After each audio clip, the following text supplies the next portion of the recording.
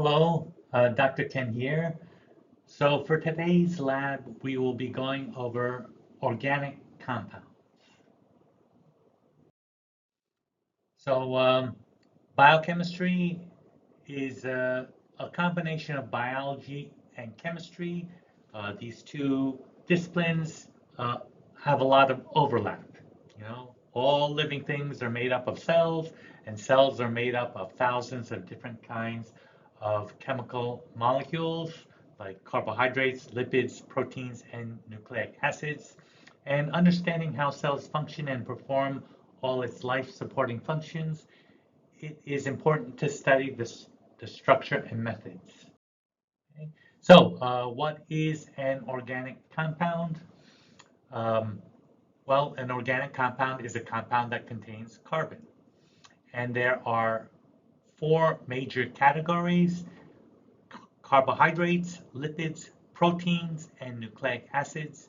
And in this lab, we will use chemical tests to determine whether these organic compounds are present in a sample. So these four classes of biological molecules are very large. So they're often called macromolecules because of their large size. And three of them are also called polymers because they are made up from identical or similar building blocks strung together in long chains. So that would be polysaccharides, um, nucleic acids, and proteins. Okay, we'll start with carbohydrates. Carbohydrates are a class of biological molecules composed only of carbon, hydrogen, and oxygen, and the general formula is CH2ON. So what this means is the carbon, hydrogen, and oxygen ratio is 1 to 2 to 1. So that's why they call it carbohydrate, because carbo is for carbon, hydrate is for water, H2O. Okay, so there are three classes. We have monosaccharides, which are simple sugars. Here are some examples. We have glucose, fructose, and ribose. Notice they all end in ose. That's the naming convention. All carbohydrates, their formal name must end in OSE, ose. Disaccharides are two monosaccharides linked together by a glycosidic bond, and then polysaccharides are many monosaccharides linked together. Okay, so we'll start with monosaccharides. The carbon skeletons of monosaccharides vary in length. They can have anywhere from 3 carbons up to 7 carbons. So a 3-carbon monosaccharide is a triose. A 6-carbon monosaccharide is a hexose, such as glucose and fructose, and a 7-carbon monosaccharide is a heptose. And monosaccharides are the main fuels for cellular work. They're used as raw materials to manufacture other organic molecules. And all monosaccharides are reducing sugars, meaning that they have an open form and a ring form. Okay, so here is glucose and fructose. These are monosaccharides, and in the top part, you can see these molecules in ring form. And if you heat them up a little bit, the rings will open up and they will become linear. Okay, and all sugars have this carbon double bound to an oxygen. So if the carbon double bound to the oxygen is at the end, we call that an aldehyde group. If the carbon double bound to the oxygen is in the middle of the chain, we call that a ketone group. And monosaccharides can be detected by a chemical reagent called Benedict's reagent. Okay? This reacts with this carbon double bound to the oxygen and causes a color change. Disaccharides are when two monosaccharides are linked together. For example, sucrose is a disaccharide.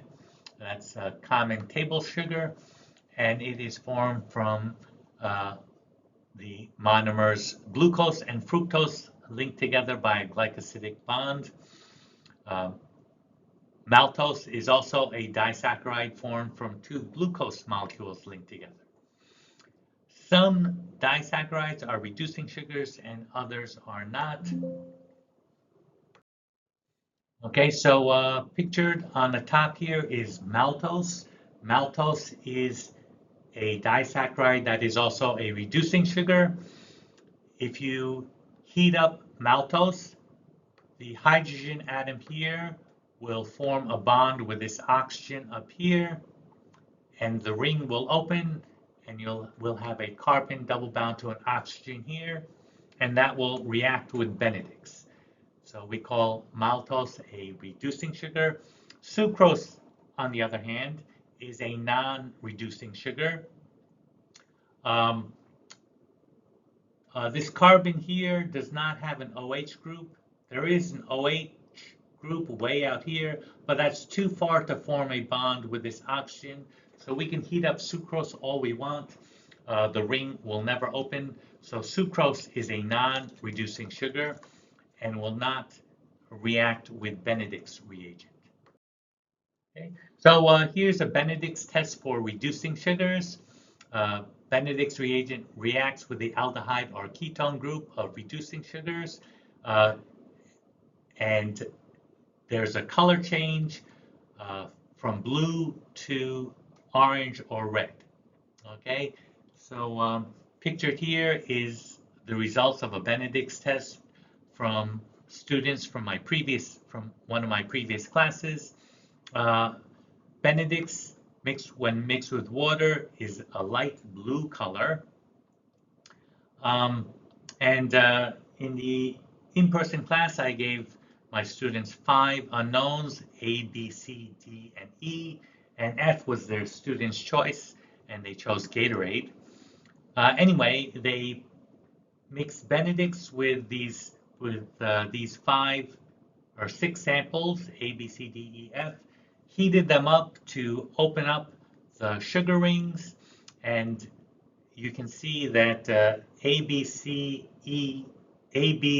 and E did not change color, but sample D turned a reddish orange color. So that's a positive test for reducing sugars, and this was actually honey. Honey contains lots of reducing sugars, and it turned red. Sample F was Gatorade, and that also contained reducing sugars, but not as much, and it turned a greenish yellow color.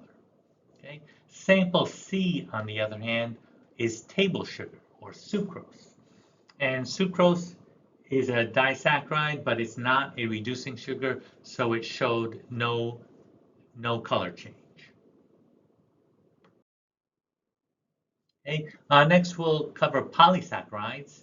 Polysaccharides are macromolecules, polymers composed of hundreds or even thousands of monosaccharides linked together. And polysaccharides may function as storage molecules or structural compounds. Okay, so here are some examples. We have starch. Starch is composed of many glucose molecules strung together to form long chains, and these are used by plants for energy storage. Glycogen is also a polymer of many glucose molecules strung together, but it's structurally different from starch, and I'll show a picture next slide. And glycogen is used by animals for energy storage. And then we have cellulose, which is a polymer of glucose, and that forms plant cell walls. And chitin is a polysaccharide used by insects and crustaceans to build their exoskeletons. It also makes up the cell walls of fungi.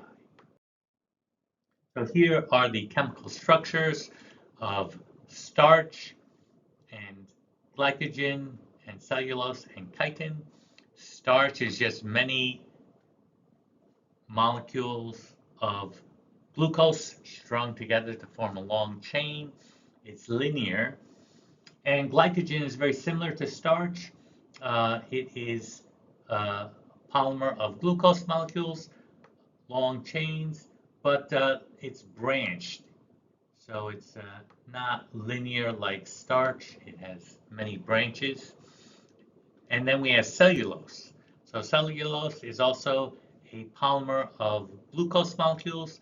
But if you compare starch and cellulose, you'll notice that in cellulose, the glucose molecules are flip-flopping. They're alternating. So the CH2OH is on the bottom here, and next it's on the top, then on the bottom, then on the top. So the glucose molecules are flip-flopping, whereas in starch, they're all oriented the same way. Same thing as chitin. Chitin is a polyglucose with alternating glucose molecules, but it also has this strange group attached to each glucose molecule. NHCOCH3 is attached to each glucose molecule. Okay, so those are the four major polysaccharides. Okay, so to detect polysaccharides, we use a reagent called Lugol's reagent. It's basically iodine, and it reacts with starch and changes from a brownish yellow color to a dark blue, almost black color.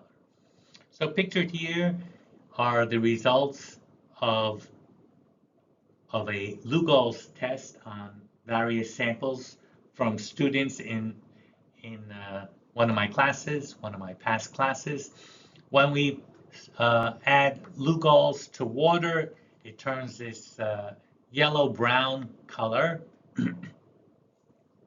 And then they tested these unknown samples, A, B, C, D, E, and F. F was Gatorade, and A, B, C, D, and E are unknowns. And you can see that A, B, C, and D all tested negative. There wasn't much of a color change, but sample E turned a very dark, almost black color. So sample E tested positive for starch, and all the other samples tested negative. Sample A looks kind of dark, but what happened was the Lugol's reagent just sunk to the bottom and didn't mix with the sample. So it's actually, it looks dark at the bottom, but that's just because it didn't mix with the sample. That is a negative test for starch. Next, we'll talk about lipids. Lipids are water insoluble. They're hydrophobic or water-fearing compounds. They are important for long-term energy storage.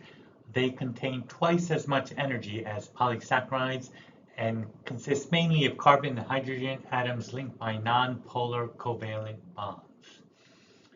Lipids differ from carbohydrates, proteins, and nucleic acids in that they are not huge molecules and they are not polymers. They're not built from a string of monomers. So lipids are a little different. Lipids vary a great deal in structure and function. We will consider three types of lipids. We have fats, phospholipids, and steroids.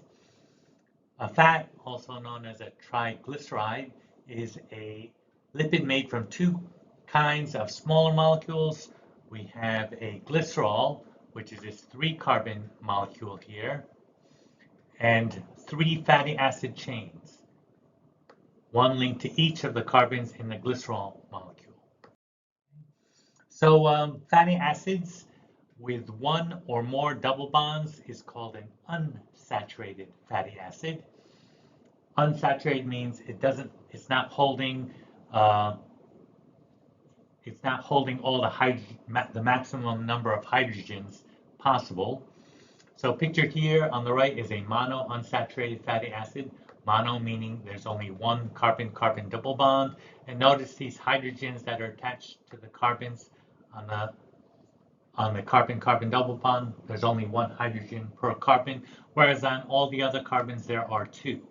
So we say it's unsaturated. If we got rid of the carbon-carbon double bond, we'll be able to fit 2 more hydrogen atoms. Okay? And if there's more than one carbon-carbon double bond, we call that a polyunsaturated fatty acid. Okay? And note here that in this unsaturated fatty acid, the chain is not linear. It has a kink in it. It has a bend in it due to the carbon-carbon double bond. Fats with no double bonds are called saturated fatty acids. All the carbons have two hydrogens attached, so it's holding the maximum number of hydrogen atoms, so we call it saturated. So saturated means it's holding as much as it can. So if you have a sponge that's saturated with water, that means it's holding as much water as possible. So a saturated fatty acid is holding as many hydrogen atoms as possible. Okay. All right, and then we have phospholipids. Phospholipids are the major component of all cell membranes. They are structurally similar to triglycerides, but there's only two fatty acid chains. Okay. It's composed of a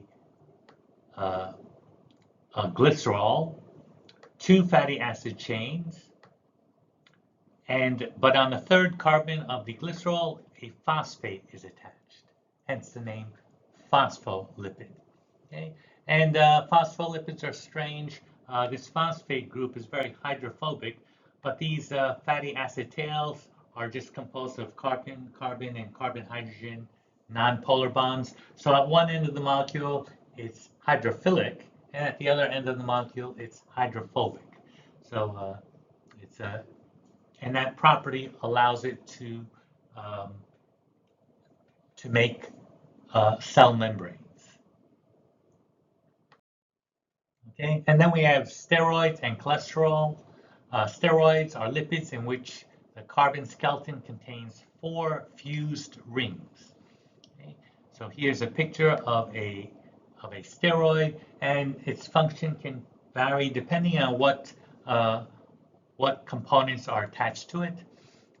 Cholesterol is a common component in animal cell membranes, and it's the starting material for making steroids, including sex hormones. So pictured here on the right is cholesterol with its with this strange group attached to the 4 rings. Okay. So to detect lipids, there's a reagent called Sudan-4 dye. It's a very faint pink color, and but when it mixes with lipids, it turns a bright, deep red color, like a fluorescent red color. So here's a picture of the results from some of my past students.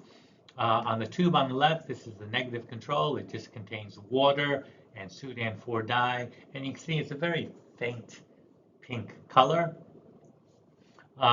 This second tube is the positive control. It's vegetable oil. We know it, vegetable oil is fat, and we know it contains lipids. So in this tube, we added vegetable oil, water, and Sudan-4 dye. And water and oil don't mix, so it formed 2 layers. The top layer was the oil, and the bottom layer was the water. And the top layer turned a very bright reddish, fluorescent red color. Okay, and then here are the unknown samples, A, B, C, D, E, and then F was Gatorade. B, C, D, E, and F all tested negative for lipids. All the tubes are a faint pink color, but tube A looks very similar to the vegetable oil control. It's separated into 2 layers, and the top layer turned a bright fluorescent red color. Right. An alternative test for lipids is called a grease spot test for lipids. Certain kinds of paper, like brown paper bags, can readily absorb lipids due to the oily nature of the hydrocarbons and are used to detect lipids in the sample. So to do this, you take a piece of brown paper bag and dab a little bit of your sample on it. let the sample dry, and then hold the paper bag to the light. And if light passes through, if it's translucent, then that is a positive test for lipids. Okay, so here is the results from a student from one of my last classes, and you can see she took she dabbed different samples: water, butter, flour, apple juice, oil, milk, chicken broth, and margarine on a brown paper bag. Let it dry, and when she holds it up to the sun, to the light, you can see that butter, oil, and margarine, um, the light passes through the brown paper. It's very noticeable that light is passing through the brown paper.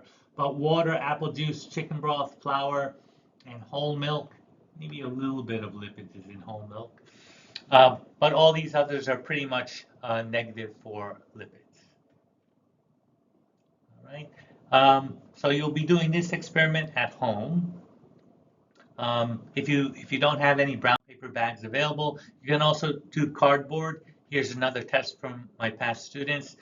They used a piece of a cardboard box, and this positive control was oil, negative control was water, and then they put their unknown samples A, B, C, D, and E onto the cardboard, and they let it dry. And sample F was Mountain Dew. That was what they chose as their student's choice. And you can see that sample A and the positive control both are stained very dark.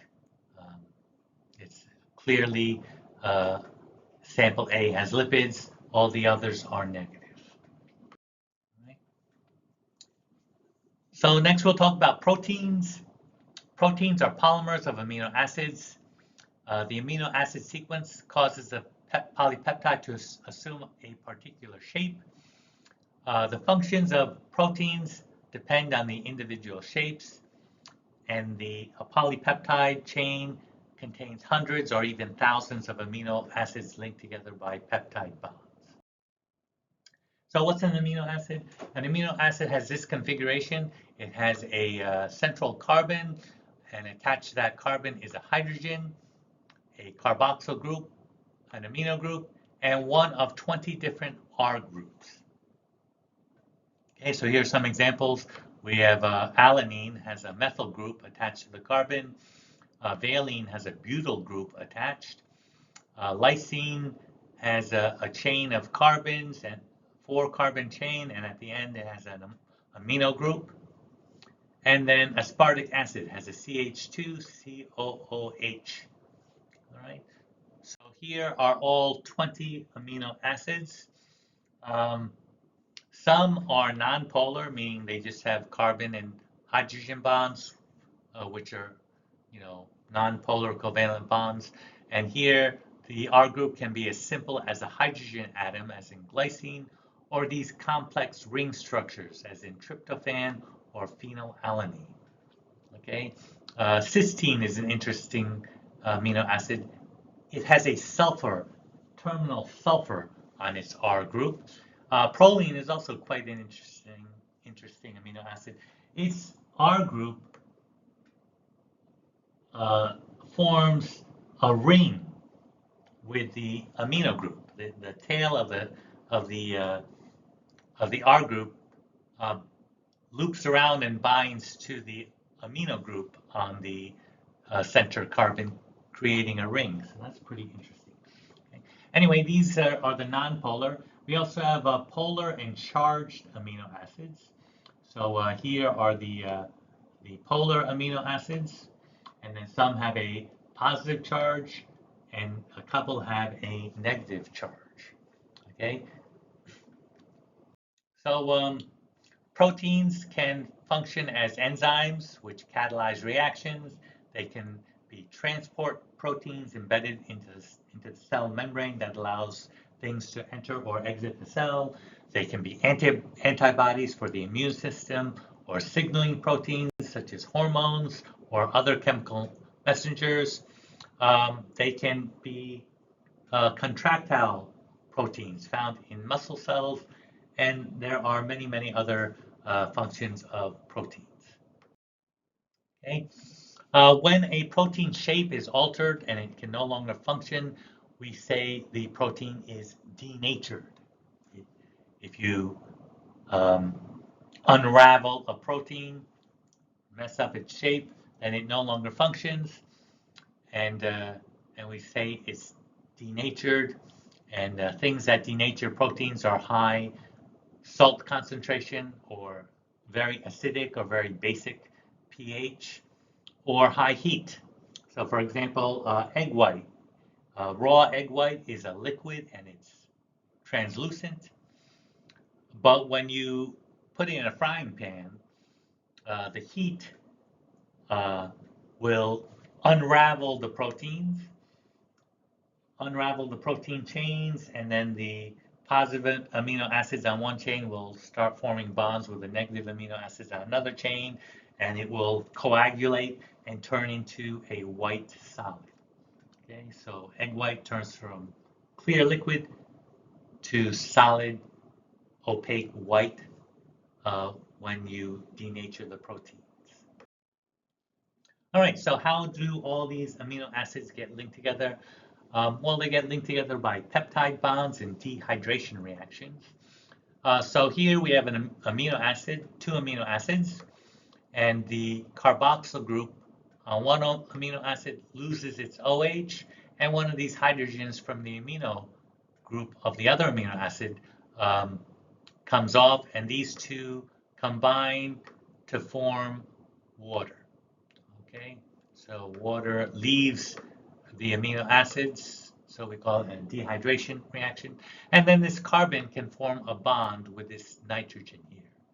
Okay, so we call that a peptide bond. Okay, so that's how amino acids can get linked together. On this amino acid, there's another OH group, so it can link to another amino acid, and so on. So you can form these very long chains. Okay, so amino acids are linked together by peptide bonds, and when we have a bunch of them strung together, we call that a polypeptide. And there is a reagent that detects proteins called Biuret's reagent. Okay, this reacts with the peptide bonds in protein. So here are the results from students in my past class. Um, so they have tubes with different samples in them. The first tube on the left is the water control, the negative control. Biuret was added to water, and it's a very faint blue color. That's a negative result. On all these other tubes, we have our unknowns, A, B, C, D, E, and F was, I believe, Gatorade. What they did was they added some 1 molar sodium hydroxide, NaOH. Okay? Very strong base, and that was added to denature the proteins, because proteins, they kind of fold together into a tight ball, and Biuret won't be able to react with the peptide bonds, because they're all hidden in that tight ball. But when you add sodium hydroxide, the protein unravels, exposing the peptide bonds, so Biuret can react. And when there is protein present, Biuret will turn a brilliant violet color. Okay, so sample D is positive for proteins, and all the rest are negative. Sample A may look like it's a positive test. It turned blue at the bottom, but it's not violet. What happened was the Biuret could not mix with the sample, and it just sunk to the bottom, so that's also a negative test. Okay, so sample D tested positive for proteins, and I believe that was a sample of gelatin. All right, so Biuret isn't something you can buy at home. Bio-Red isn't something you can buy at your local grocery store, but what you can buy is you can test for proteins using bleach. Bleach is a very strong base. It will denature proteins, and when proteins denature, there'll be a foaming and coagulation. You know, the the proteins will unravel, and the positive and negative amino acids will start forming bonds, and you'll see some foaming and coagulation. So here's a test that you can do at home. Um, Bleach was added to water here on the left, and you see there's no reaction. But when bleach was added to egg white contains lots of protein, and you can see there's a layer of foam at the top. Same thing with milk. Milk also has some proteins. Uh, and they also tested orange juice and apple juice, and neither orange juice or apple juice contain any proteins. So they're not very good sources of protein. All right. So that's an experiment that you guys can do at home. Okay, so you can't get Bio-Red or Benedict's or Lucals from your local grocery store, but you can still do some tests. You can Lucal's reagent is basically iodine. So to test for starches, you can do that using iodine, which you can buy at your pharmacy or your local grocery store. Uh, Iodine is a disinfectant and used for treating cuts and scrapes. So it's you can buy that at any pharmacy, or most grocery stores have iodine. And for your lipids test, you can use a brown paper bag or a cardboard box. Okay, you'll need some plastic cups, and you'll need your samples: milk, margarine, butter, orange juice, ginger ale, lemon juice, and um, another sample of your choice. Okay, you'll also need cornstarch for your positive control for the starch test, and vegetable oil as your positive control for your lipids test. Okay, so for starch, what you'll do is for the starch test, you'll take some cornstarch and mix it with water to make a solution, and that will serve as your positive control. Add 4 tablespoons of water to a plastic cup, and 4 tablespoons of your starch solution to a cup. And you'll add a few drops of iodine to each cup. The water is your negative control, and the cornstarch is your positive control. And then for each of your unknown substances, you'll add 4 tablespoons of your unknown solution and a few drops of iodine, and you'll observe the color change. Okay, and if the color turns a very dark bluish black color, then that is a positive test for starch. Okay, please take a picture of your results and submit them with your lab in Blackboard. In one of your pictures, I'd like to see your face with the results so I can confirm that you've actually done the experiment. Okay, for the grease spot test, you can do this at home. Cut 3-inch squares from a paper bag. Label the squares so I know what sample is on each square. And I forgot to mention, also label your cups when you do the starch test. On your control square, put 3 drops of water, and on the remaining squares, put 3 drops of your sample, and let your samples dry. If you put too much sample on your piece of brown paper, you can dab off some of your samples. Maybe they'll help it dry quicker. And then you'll hold it up to the light, and if the light passes through, if the bag becomes translucent, that is a positive test for lipids. All right, and that's pretty much it. Thank you for attending, and I'll see you next time. Take care. Light passes through. If a lot of light passes through, then that is a positive test for